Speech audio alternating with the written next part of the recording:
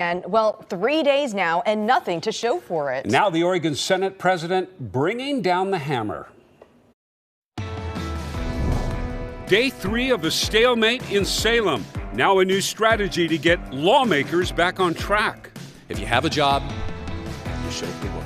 And tears in the courtroom. A Washington County teenager faces the families of those killed in a crash he caused. Plus, emails reveal input and influence over the Secretary of State's cannabis audit.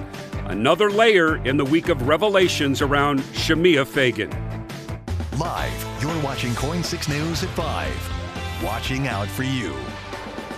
Oregon lawmakers not getting anything done. I'm Jeff Gianola. And I'm Elizabeth Din. So what that means is those Oregon lawmakers will actually be there this weekend. That, of course, is unusual. The Senate president even announcing that there will be a session tomorrow and Sunday. This is after several Republicans in a walkout for a third day now. Well, let's switch to our Lisa Balick live in Salem. She's been covering this ever since the walkout began. What is the latest tonight on this Friday, Lisa? Well, as you mentioned, there's not a lot getting done on the floor of the Senate, and that is a big problem because lawmakers have to finish up the session by the end of next month. They're hoping some of the GOP members who have been walked out will come back in, especially this weekend. It doesn't look likely. If not, some of them could be blocked from running for re-election pretty soon. Voters expect us to live by the same rules they do. If you have a job, you show up to work. The Senate president expressing his frustration, once again missing enough Republicans to get anything done, with 12 out of 30 senators not here. 6 Republicans had been excused, including Senate Minority Leader Tim Knopp attending a work-related event in his district. But 4 others were unexcused. Senate Republicans are refusing to have enough members show up.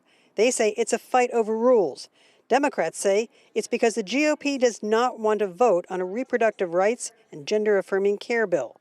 The Senate president decided now he's going to clamp down on absences. At this point, unless it is for an extraordinary circumstance, no member, Democrat or Republican, will be granted an excused absence from this floor until we achieve a quorum to conduct the affairs of state. He's also called the Senate into session now 7 days a week starting this weekend. But without enough Republicans showing up, by law, the Senate can't discuss and vote on bills.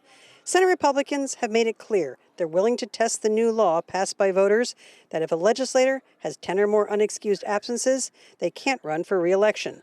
And some could be at that threshold a week from today. Meanwhile, House Republicans are still showing up. I asked their leader why they haven't walked out. She tells me it's to make their arguments against bills like gun control and reproductive rights. As we talk about House Bill 2002, I do believe that there are things inside the bill that are not fully disclosed to Oregonians.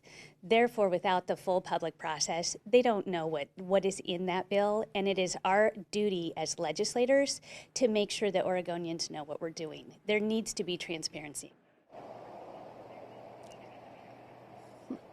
And again, this weekend, lawmakers are supposed to be in session, at least the senators are. We'll see what happens. We'll be reporting on it to you over the weekend. Next week, the governor is back in town, and you can expect she'll be having some frank conversations with both the Senate Republicans and the Senate Democrats. We'll keep you posted on that as well. Live in Salem, Lisa Balick, KOIN 6 News.